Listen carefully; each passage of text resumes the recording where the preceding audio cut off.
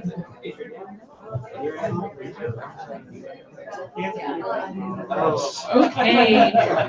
we're gonna get started.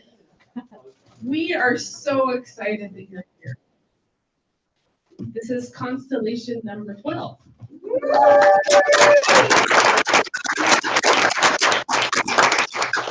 And before we welcome Njara Hamilton, Koye Oyedeji, Tran, and Eric Tran. We need to acknowledge that we're gathering during an active genocide taking place in Gaza, and that the current violence in Palestine is the continuation of decades of colonial violence under Israeli apartheid. We stand in solidarity with victims of genocide in Sudan and Congo, and with the ancestral homelands were gathered, including the Multnomah, Atlantic, Clackamas, Chinook, Tualatin, Kalapuya, and Malama tribes. We stand firmly against anti-Blackness and recognize that police violence and all white supremacist violence must be named and opposed. These forms of violence, along with transphobic violence being legislated in several U.S. states, endanger the lives of trans, queer, gender nonconforming, and non-binary people. So as we begin our event, we want to underscore that none of us are free until all of us are free, and that all the anti-racist, liberationist, and decolonial struggles are intertwined. It sounds weird, we adapted this statement from the one written by the Radius of Arab American writers, Rowie, and we thank those organizers for their labor and ongoing activism. We are so glad that you are here tonight. Whose first time is it at Constellation? Woo, a number of you. Oh my goodness. So there will be things we got. Well, Julie already talked about this, so okay, check. And what we always say is that if you're here to see one of the readers, or if you know one of us, that's a great reason to be here, but we hope you come back. We're a regular series, usually every second Thursday of the month, although we have some variations this month. So you will find around our space a QR code where you can sign up for our mailing list. You can also follow us on Instagram. And we also have some material ways to support tribes in our area, and also some material ways to support Palestine.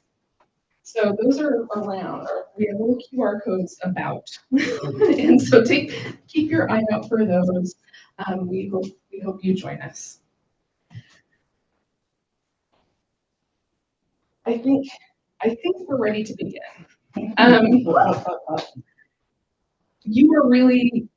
Your presence here is really important. We're gathering together not just these readers, but we're gathering together all of the people in this room.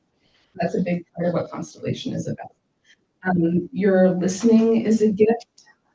The space in which we bring our minds and our hearts together is a gift to each other, and maybe also to something greater than ourselves. So we want to thank you for being here. Junae is going to introduce Njara. Thank you.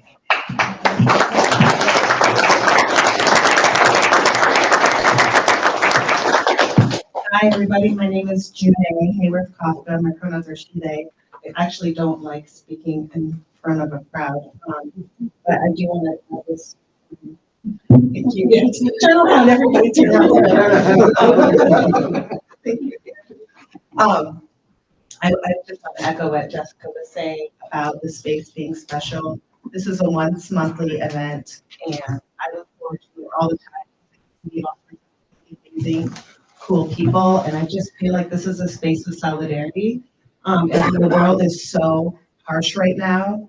There are really, really horrible things happening. Coming together and being reminded that there are really wonderful, beautiful things happening too, and it feels really important. So I just want to thank you.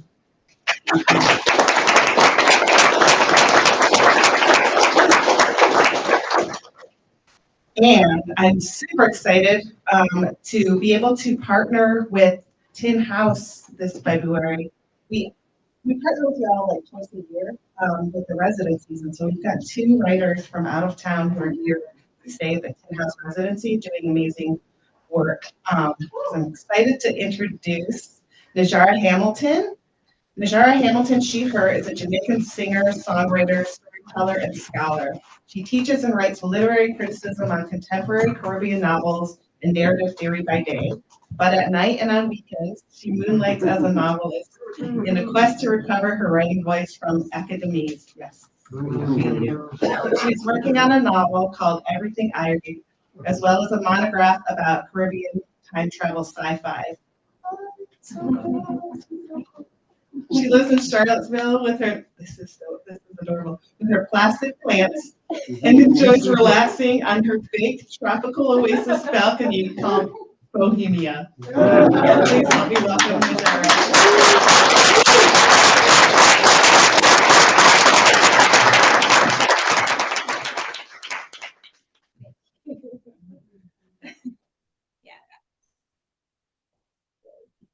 But thank you, Jessica and Janae. Thank you, Lance, and the entire Tin House family. And thank you all for turning out tonight. How's that? All right. I was going back and forth a little bit about what I'd read tonight. Um, and then I realized, oh, it's Black History Month in the US, but it's Reggae Month in Jamaica. Yeah. And I don't know if any of you have seen the new Bob Marley biopic, which is kind of really cool. I saw it a couple of days ago and I thought, oh, I should read something from my novel in progress that does actually think about regular superstars and versions of history. That's what I'll do. Um, Novel in progress is called Everything I Read. It's set in my Portland, Jamaica. And it's about a rural Jamaican family with deep connections to the music industry, a line of brilliant guitarists, but also twin daughters, one of whom got married to a reggae superstar who's not Bob Marley, and the other becomes a global pop star in her own right. So it's a novel about sisterhood, about storytelling, about who gets to tell the family story, the nation story as well, who's included, who's excluded, depending on who's telling. And so I'll read a couple fragments from early in the novel. I'll skip around a little bit just to give you a sense of the story and some of the characters. What are the key things you need to know? The main narrator is Irie, and she's one of the granddaughters. Um, and the novel is told in Jamaican in all the registers of Jamaican, so I'll slide between standard English and the vernacular. So you may have to listen carefully. As Bob Marley says, if you listen carefully, now you hear.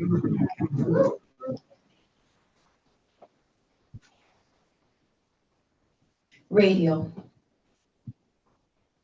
We interrupt this broadcast to bring you a special news bulletin. Reggae superstar Greg Wolf has died. According to his manager, Gervin Wilkes, the singer, who over the past 6 years rose from raw rural talent to international star, singing Black Love to chanting Black Fire, was pronounced dead at 4:18 a.m. on Wednesday, February 14, 4 months after he collapsed from an undisclosed illness on the Philadelphia stop of the Jack Chariot tour. Wolf is survived by his wife, Mariel Mirage of the Soul Sisters, their 4 children, his mother, and other relatives. Speaking to RGR News a few minutes ago, his brother-in-law, bass guitarist Danny Mirage, promised that both a posthumous album and a live album chronicling Chariot of Flames, Final Toll, will be released by year's end. His sister-in-law, Risa, former Soul Sister and now Grammy-nominated solo artist, declined to comment on the reggae icon's passing. As reported last November, her now infamous comment to Rolling Stone magazine when news of Wolf's illness broke was, "There is a God." After this break, we return with interviews with his other band members and a retrospective on his life and music.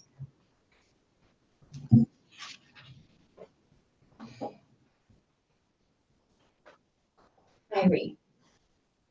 Listen, there's no history of twins in the family. And doctors say more than one set in two generations beyond unusual, more like impossible. Apparently, the Igbo hate twins and often kill them, while the Yoruba see them as good ones, as irate. Must be why so much twin in the family. Oyedeji, Taiwo, Kainde. The Maroon woman, Mama Eve, interviewed for Independence Commission, tell her she having twins because her spirit cleaved in two. Two desires fighting in her heart like Jacob and Esau, Jikuyu and Njara, and both cannot thrive. The younger will eat the older and thief the birthright. So said, so done. When Auntie Mary birthed twins, twin girls, Mama Eve sighed, but she don't tell Mary the lore. Instead, she just frets over her the way African mothers worldwide do, by constantly cussing her and mashing down her spirit. It's hard to remember sometimes that this is probably the first you ever see Auntie Risa in real life. That except in grainy funeral footage, you've never seen she and Auntie Mary side by side. All your life, you're dying to understand how identical twins can look so different. People use the twin sister past like it's their last name. Risa Runway, Mary Mashdown. Risa Runway. Risa in foreign doing fabulous things, flitting from one magical place to the next. Mary Mashdown. Mary, lying prone on Mama and Paddy's bed like she did, her hair knot up and wild, Ron crawling all over the house looking for her twin brother. 6-year-old little screaming into the night.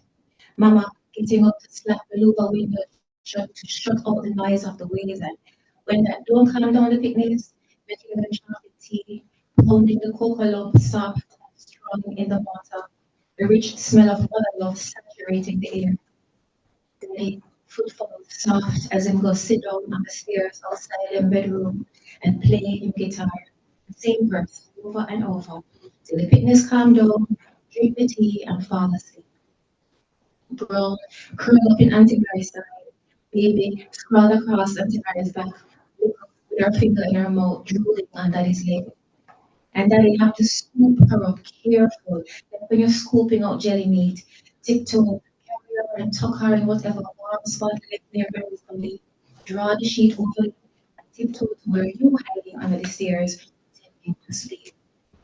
Scoop you up to hold you near him hard where normally cradling guitar and deposit you unwilling in your bed. That's all you remember of your cousins from that time. Red, you only remember as a tiny cotton going into a tiny hole in the ground.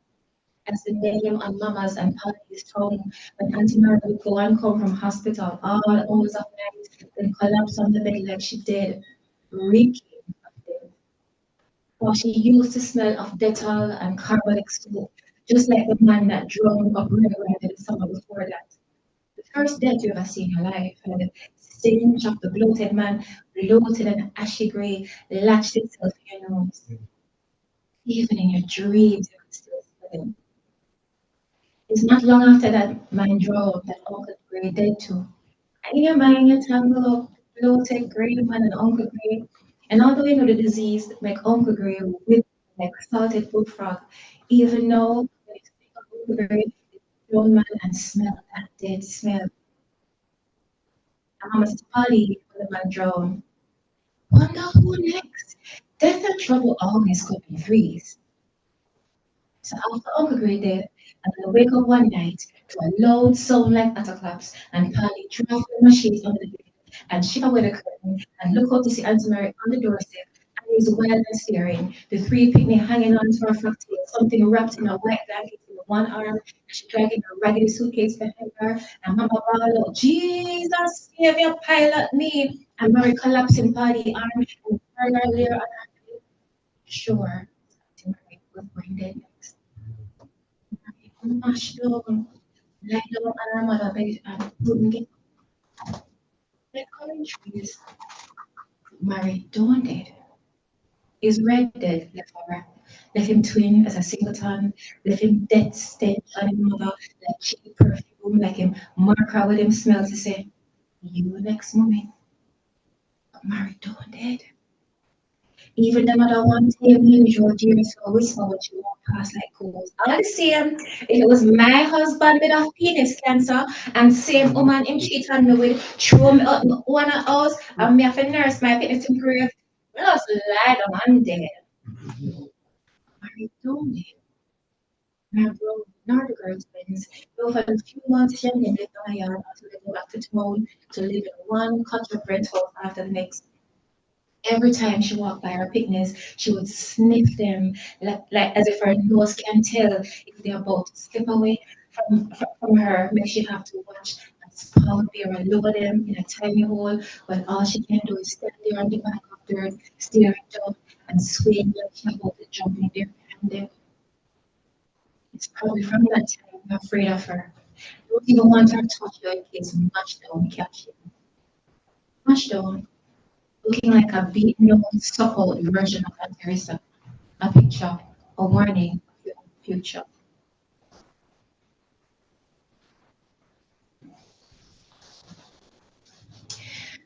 Listening exercise number one. Funny story about this next track I'm about to play from the Ark of the Beast album. As you all probably know, Ark was recorded in London in 75, and this song, although it sounds like a spiritual song, is actually written for Megan Milhadio, who Gray was having an affair with at the time. Apparently, she was even in the studio when it was recorded. So you will notice that the background harmonies sound a bit different on this song than the other songs on the album. That's because Mary apparently stormed out of the recording booth, so it's recycled here. A younger pre-star Marissa singing both soprano and alto.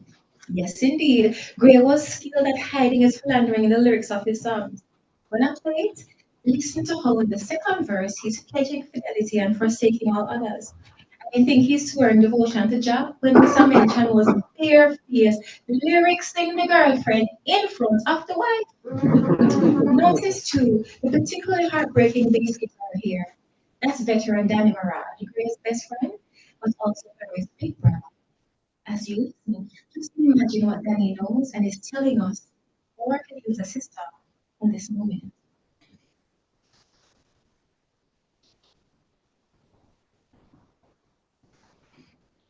Listening exercise number two.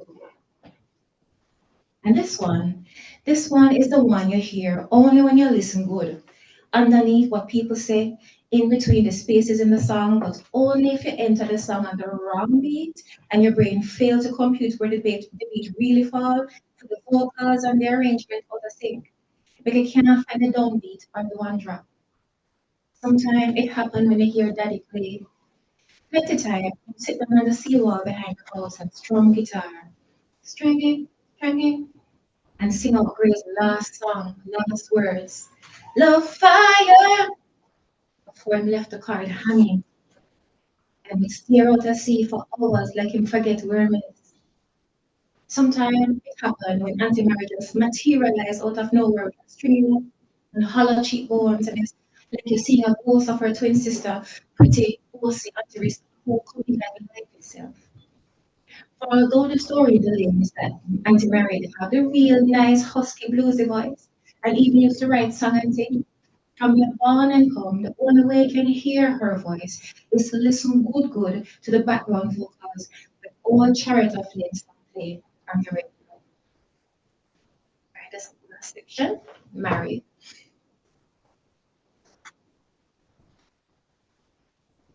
Sometimes your keyword wake up in the middle of church service. Nothing to do with the sermon or the Bible verse or the song. It's not like they're reading Song of Songs with all those slack words. You just wake up and start to throb and you're mad to get open your legs and dig your fingers in your flesh. Pastor would look at you and you're sure you can't read your mind. That's when you break off and start speaking tongues and prophesy about Jezebels. That's when you left Pentecostal church and went to Methodist, then Church of God. But the throbbing follow you, even when you get baptized and wearing white top. Sometimes after church, you lock yourself in the bedroom and strip off your clothes and stare at your body in the mirror. Withered and dry now, like somebody sucked out all your life and run. Not the taut, nutty brown flesh of back then, of Rissa, no, still. You'd beat your naked body not to repress your sexual urges like you one of them holy black belt sisters with their natural hair and unpainted nails and long skirts down to their ankles, but to beat Gray, who you can't reach anymore, to remind yourself you're alive, and to give yourself an excuse to feel something physical. Pain, pleasure, same thing. You do everything to put your P word to sleep so you can't wake up, especially at inopportune moments in church, in bus, watching some old woman's withered crotch at nursing home, breastfeeding brown or red. Oh,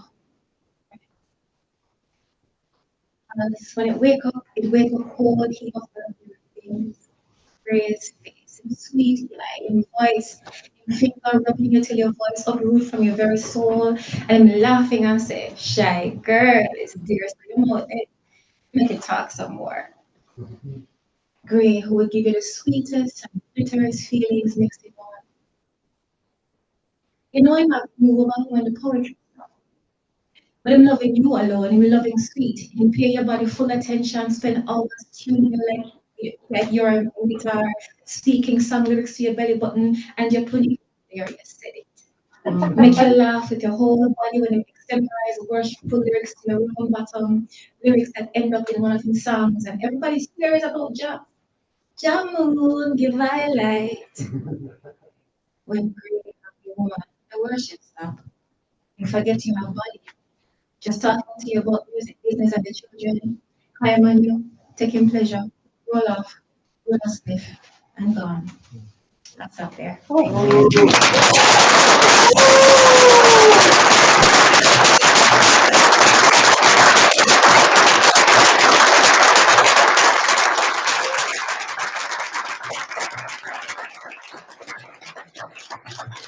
Amazing. Thank you. I am happy to introduce Koye Oyedeji. Koye Oyedeji is a fiction and non-fiction. It's a fiction and non-fiction. Uh-oh, we're missing a noun. Right, it's fiction and nonfiction. Fiction and nonfiction creative. Okay, sorry. Based in Washington, D.C. So sorry. His work is often centered around the Black diaspora. His writings have appeared in a number of publications, including Plowshares, Virginia Quarterly Review, Agni, Waza Theory Magazine, The Believer, and elsewhere. His past fiction fellowships include the Callaloo Writers Workshop and Voda Writing Workshop, the Tennessee Williams Scholarship at the Sewanee Writers Conference, and a Work Study Scholarship at the 2016 Red Loaf Writers Conference. He's taught at American University and the Duke Ellington School of the Arts. He is currently working on a composite novel and a novel. Welcome, Koye.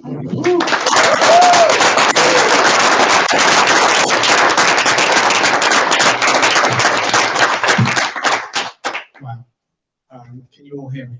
I've been told that softly spoken, so. Okay. Woo! Thank you all. Thank you all. Amazing turnout. So appreciative of you all coming out to welcome us. And Portland welcomed me, and thank you, Lance. Thank you, Renee and Jessica, and it's just been a pretty amazing time. The preamble. I was telling Renee upstairs, I always struggle with the preamble. And I think one way to kind of conquer that is just make it long up front, then up the Bible. We'll babble for a bit. So here we go. I'm going to read from the opening of my composite novel, which is a fancy way of saying a collection of linked stories. They traverse the three continents and what were technically three capitals: London, Washington, D.C., and Lagos, which was the capital of Nigeria at the time of the story. I'm going to read from the opening of the fourth story in the collection. And just what you need to know is that its narrator, Richard, is discussing his sister. I do want to say at this time that it does include self-harm. So if there's anybody that is concerned about that, I won't take it personally. To get up and leave at this moment. It's set in London, South London, fine, South London neighborhood of Walworth. I think the rest takes care of itself. I'm going to read the title that kind of bleeds into the story and then just sort of jump right in. And so, here we go. 6 people who don't believe my sister is alive, and the one who does. But first, there is her death. It starts with a feeling, that's all. Some kind of mad thing. A gathering of 14 years of dark, dark feeling. Get me? And Abiola decides enough's enough. Like she's talking about ending any old kind of fight. Not our life, but maybe it's both. And she's sure, so sure, that come nighttime, she's going to turn all our lives upside down. Not necessarily because she wants to, but she just has to. Or maybe I'm just trying to drop it to myself like that. She's in school when it hits her, when she has this so-called calling. And so there are only 8 or so hours left to tread. It's lunchtime. It's a Wednesday. We are 7 days into July. It's 2004. Picture her then, sitting in the school cafeteria, surrounded by the roar of all these other scabby pupils who are just bouncing off the walls, running riot and shit, buzzed on whatever sugar had managed to sneak into school, sweet or otherwise. Who wouldn't think that there were better ways to waste away the twilight? I would have wanted to get the fuck out of there too. Picture her friend, Ife, sitting beside her, and the racket that stands between them. Abiola whispering to her that if they're going to do it, to bunk off of school, that now would be the time. Picture her friend's eyes just sitting on Abiola for a minute, and Ife leaning in and saying something like, "What?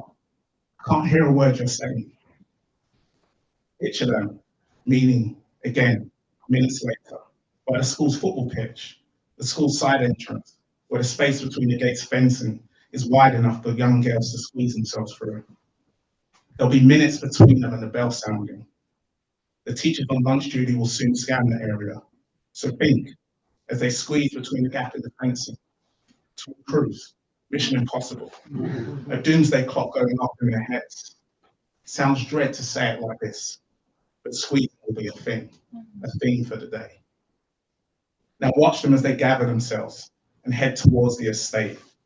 She's scared but excited, chuffed at the prospect of playing truant for the first time in their lives. And if they will tell me weeks later at a funeral that it was all planned, that the two of them had spent the morning in class, yapping about bunking off of school before Abiola finally convinced her to agree. Ife will not be able to explain why.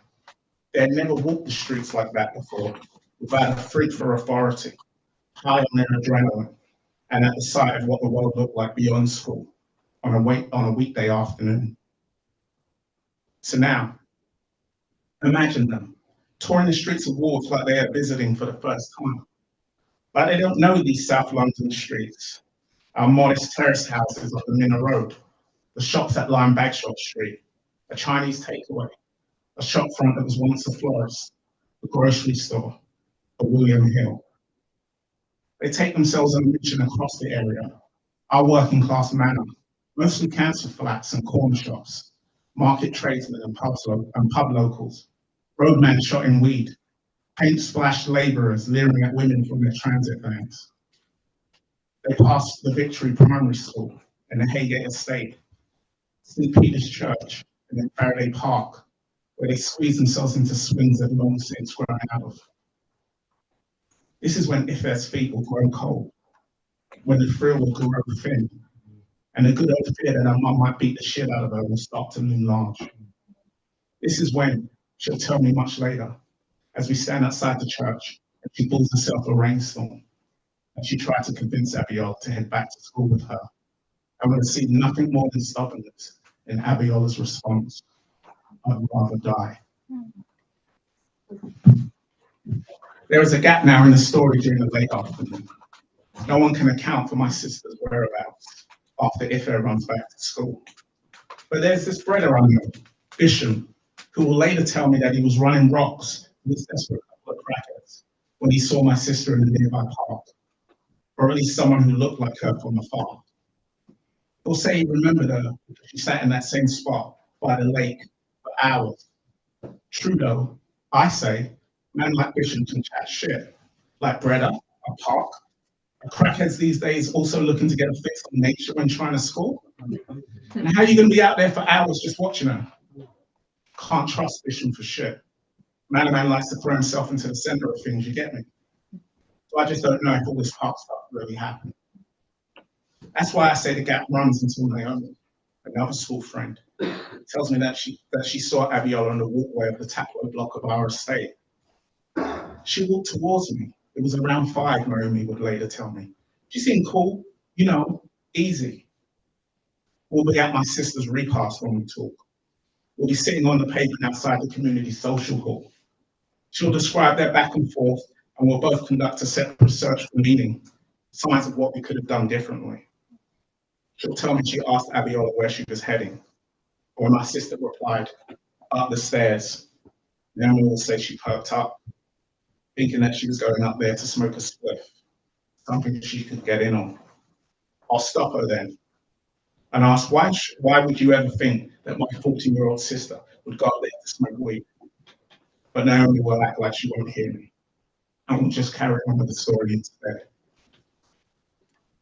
She'll say, Abby said, nah, she was going up there to draw.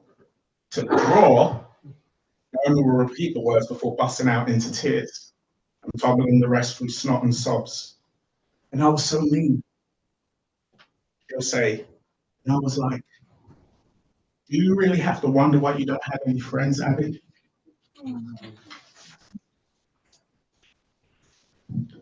I won't check for that last part from Naomi.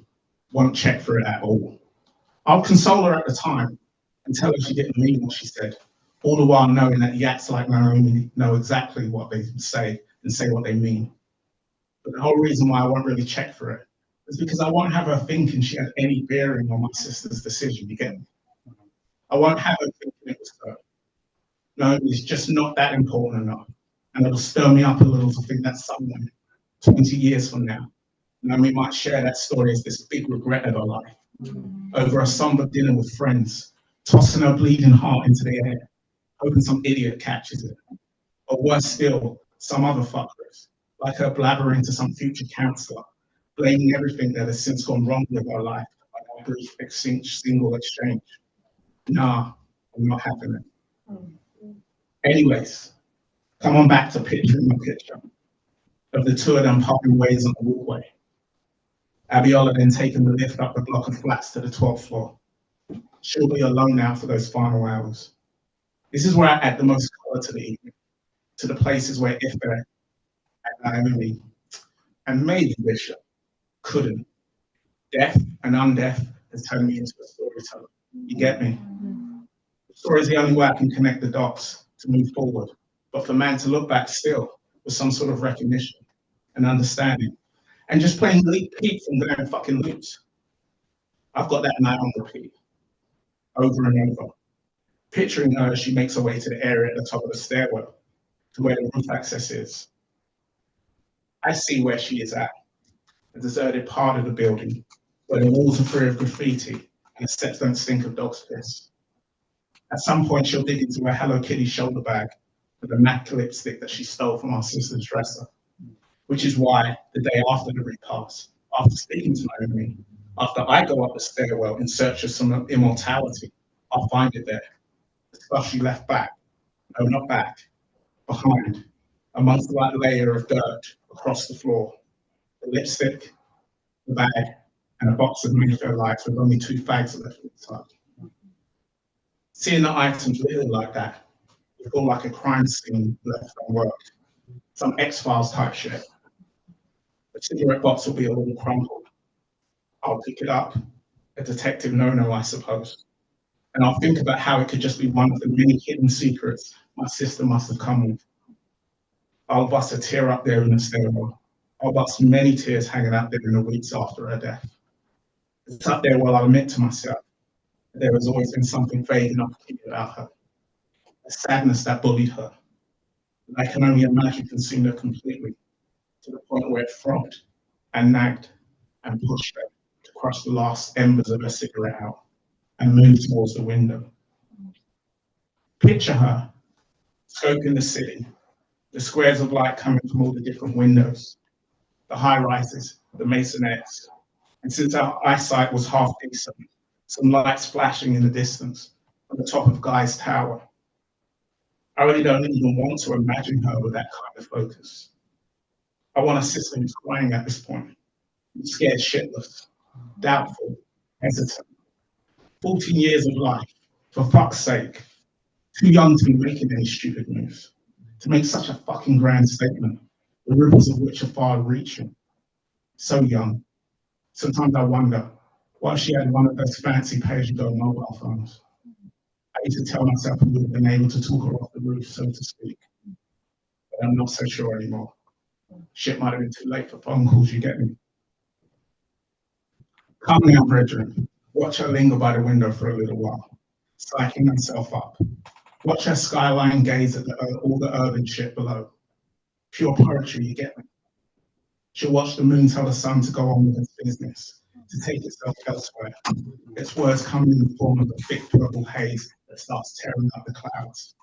Brethren, I imagine Abigail stepping forward in awe, wondering why before now she didn't look up more often. Too late, or maybe too soon. The fuck do I know? At times like this, fate just starts falling over everything. Take, for example, the exit strategy. The stairwells on the estates have these awning windows that rotate with pivots that allow you to open them outwards to a point where you could flip them 90 degrees. But there are braces in place, or at least supposed to be, that stop you from doing so, that allow you to open the window just a little bit, just enough to let fresh air through a 2-inch opening and drag away all the smells, the dog shit and other decay, just for a time. But picture this, the brace on the window Abiella steps to is all broke up, twisted, bent out of shape where it's supposed to catch the window frame. How did she know this? Did she clock the buckled brace and then decide to act? Or was it planned? Did she keep coming to the stairwell to psych herself up? Was it her who sabotaged the brace? Imagine that though. The whole thing being premeditated, planned across days or even weeks. That troubled me a lot. You get me? I've gazed at those windows so many times. Don't know what else I'm supposed to do when I'm up there. They don't look like much. A low budget portal to a different world. Dirty, tall and slim, and showing rust on their frames. A grown man would not have been able to squeeze himself through them. But my sister was far from grown. And brethren, someone should have been responsible for protecting her from the gaps that she could easily slip through.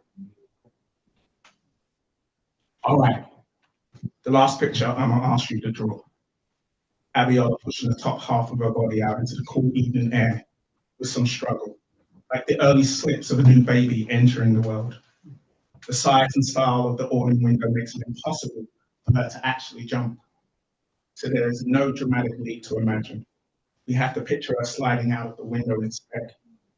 Because we know this is how she must fall. She drops because she cannot jump. She drops like she's just any old solid piece of tin. I don't know, a bucket, a drum, a rock, bouncing off the side of the building, creating our own pandemonium. But I always leave it with this, a spirit scattering, pieces of her running wild in the unruly slipstream, some space, some kind of blank, so that I can always turn around and tell myself, tell Mr. Angry Me and Mr. Guilty Me that maybe, just maybe, she is not so solid and not so selfish after all.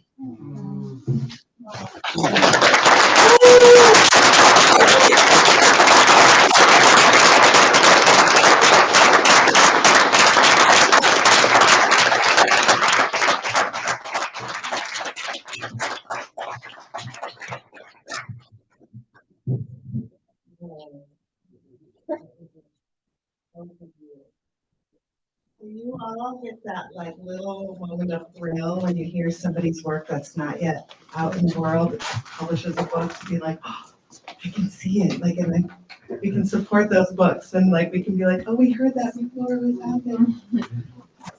So good, thank you. It is my great honor to invite Eric Tran to the microphone.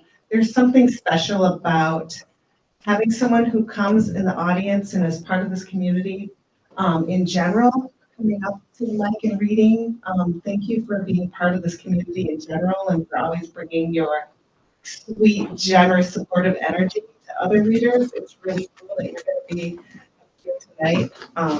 Eric Tran is a queer Vietnamese poet and the author of Mouth, Sugar, and Smoke, winner of the Oregon Book Award and finalist for the Tom Gunn Award and the Gutter Sprite Guide to Prayer.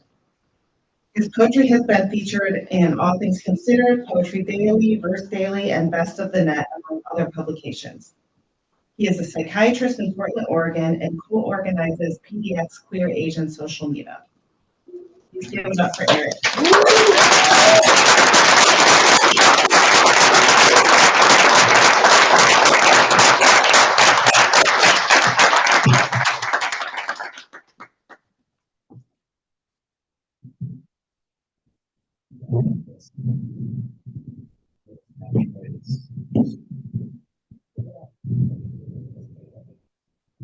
That I'm not a very smart man, but I'm a loving one. And so why are you moving it? So I'm going to say some not smart things that are very loving. I consider this my home reading series. And I'm spreading God, I've been inviting people to read these. This is the first one I've actually done that with. So to all my friends and everyone who are here. Thank you for letting me ask, and thank you for answering. I have books for sale as well. This did win the Oregon Book Award, which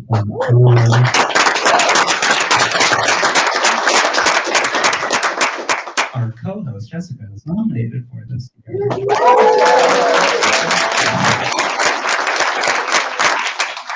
I'm going to read one poem from it because I'm told it's how to sell books. Everything I sell tonight will benefit those.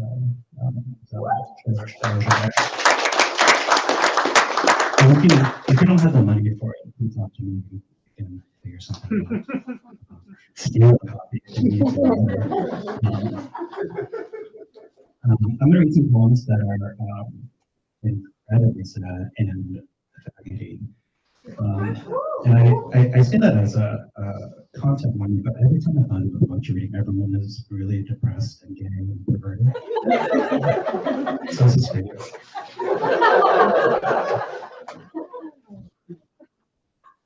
This is a poem about a city called Njara, North Carolina, N-G-R. Features a grocery store called Constellation. Njara, North Carolina. I read about the winner of the Harris Teeter gift card and thought they lived in angrier North Carolina. A mistake small enough to slip into your pocket at the checkout line. But I admit I'm angry.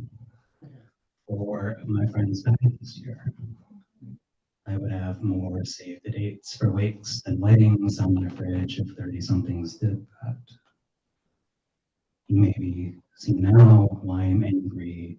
My friend said he was scared to die alone, and I said he was silly instead of, well, let's get married then. My fist has tightened around my steering wheel as if to say, I'm okay if I'm not screaming, as if to say, look at all the control I have. I admit I'm so angry that I cry at surprise proposals now. I'm so angry that I write down everyone's birthday. So angry I demand unending hugs. I am lousy and bloated with love. So in anger, I apologize for not congratulating you sooner, Lisa M. of Njara, North Carolina. I'm angry and I wish you the bounty of double coupon day, authentic cans sold for cheap, a slab of bloody roast with the most perfect marble, a flat of strawberries near spoil, right when they're sweetest.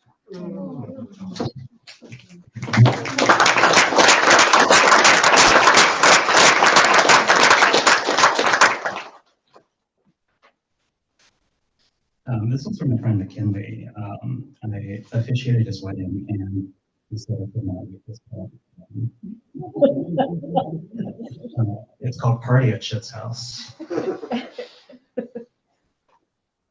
In the sun-spattered morning after my post-breakup one night stand, after asking this gentleman all weekend to wreck me, after admitting it's like flipping a coin to find me with delight or bleed me, I shared with my straight friend the shame of that rebound, that night's massive third lake, how I was so swept to the ground with this man that I stole his sock so that more of my life might smell like him. That in that last inevitable, enviable, elephantine crane towards the edge of blowing my load, I let my heart go free for the first time in months and shit myself. And that man's still hard dick. My friend, so loving and so hetero, considered his regret black coffee and said, you know, you shouldn't show up to a party at shit's house and be upset when shit is there. But you don't know, I wanted to say. My rebound felt warmth spilling down his leg and asked if his cum was leaking out.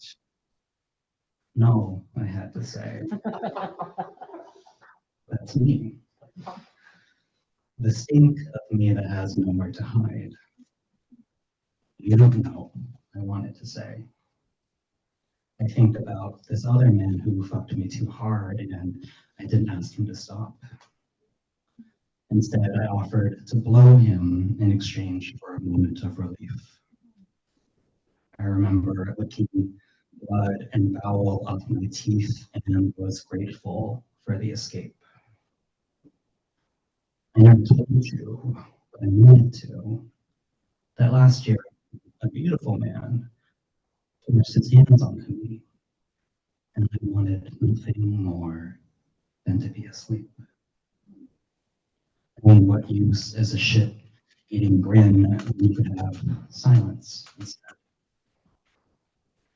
When that beautiful man left, I stripped down the bed and left the sheets to fall like kudzu across the starving field. Still, I dream of them grabbing my legs and somehow I catch myself because, friend, I want to believe that you believe that I'm strong in some ways that matter. I want body to be known and somehow still mine alone. But maybe I want you to say, Eric, of course you are strong against what scares you most. Of course you are so beautiful and so stupid to think that your body will ever be separate from mine.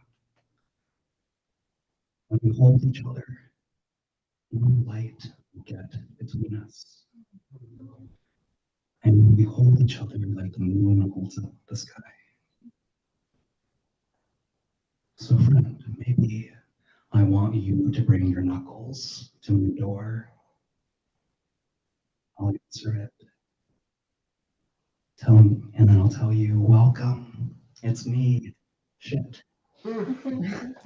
I'll tell you how I haven't straightened up for company, but that there's cake in the freezer for moments like this. All you have to do is say, yes, traffic was awful. We go through such awful things together. Love you, darling. Take my coat.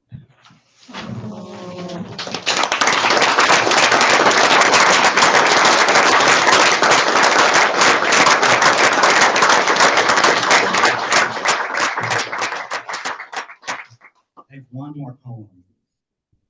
It is a long one. I've never read before.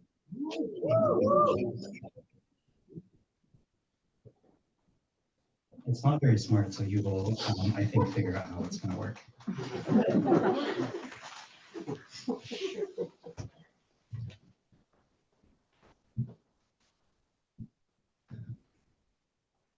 Dear reader, this is a simple poem. It was our last dinner together, though we didn't know it, my boyfriend and I. He shared a story the size of a teacup about being a single father. I offered him some clumsy advice, obvious and ugly, like toilet paper that clings to the bottom of your shoe. Parenting advice from me, a man who spent his childhood perfecting the ways to shrink under his own parents' fists and screaming. You know that you can count the seconds between lightning and thunder to track the proximity of a storm, but you have to do it in silence. I couldn't take my comment back or even stop my mouth from going on and on, so I said to my lover, just slap me for saying this. Slap me when I meant it.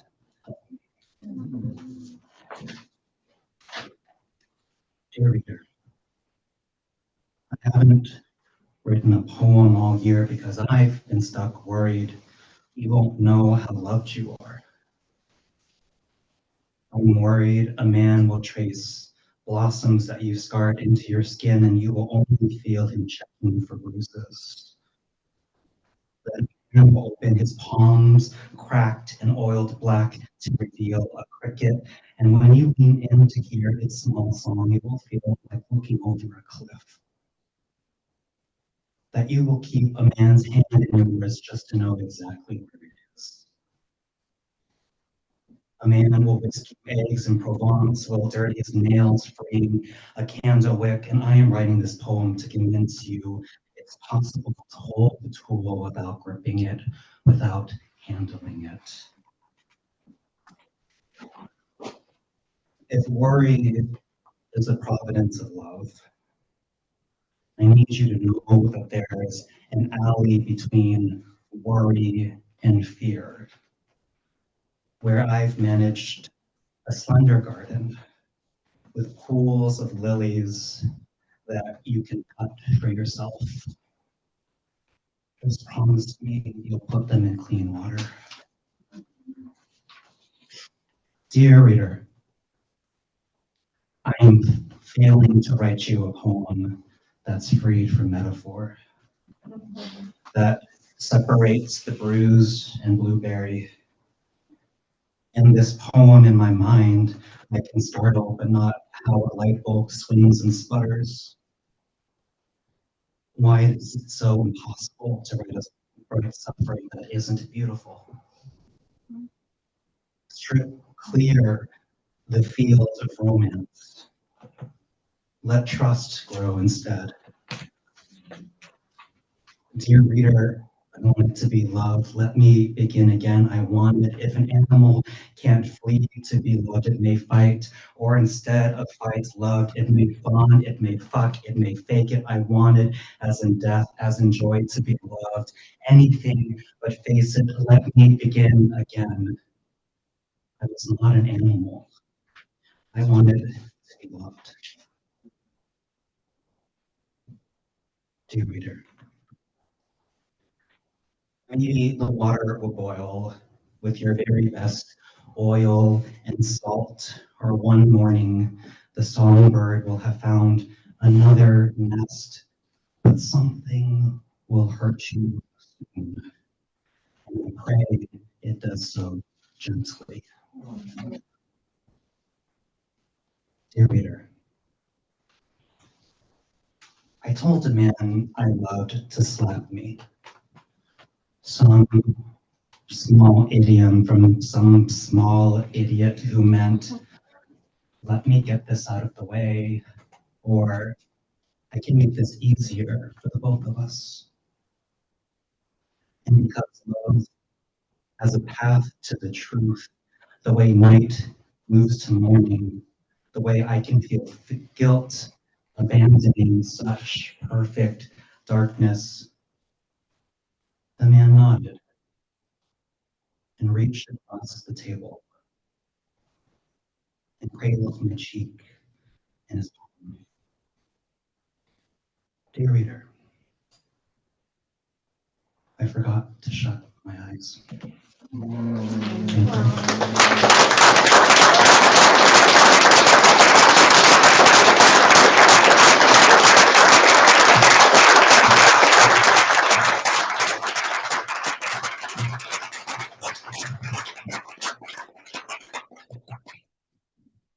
Let's hear it again for all three of our.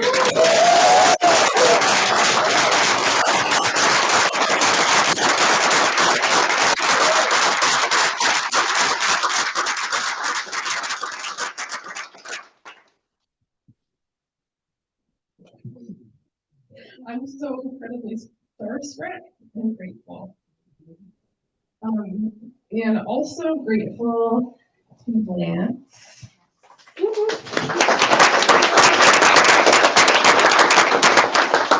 And the bookstore, Melissa at Bishop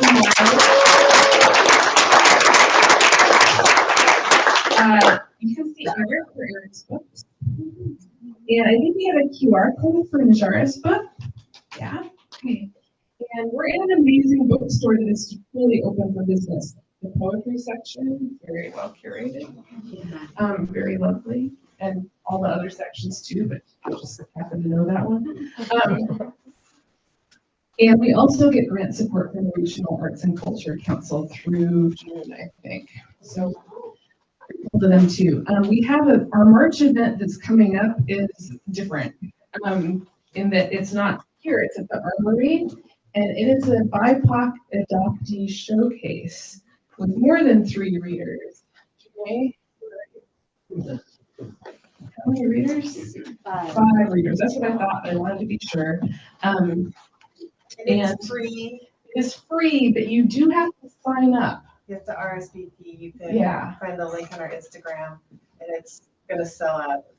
It's going to sell for, there are many spots have been reserved, and we're expecting like 180 or something. So that's March 14th, and it's going to be huge, and it has many amazing co-sponsors, and the readers are flying in from all over the country. It's a big deal. And then we'll be back again in April for a regular rhythm and pattern. If you're able to join us upstairs, we have food and drinks, and we welcome you. We can also come down here for a bit and mingle and hopefully buy some books. Again, just thank you so much for being here.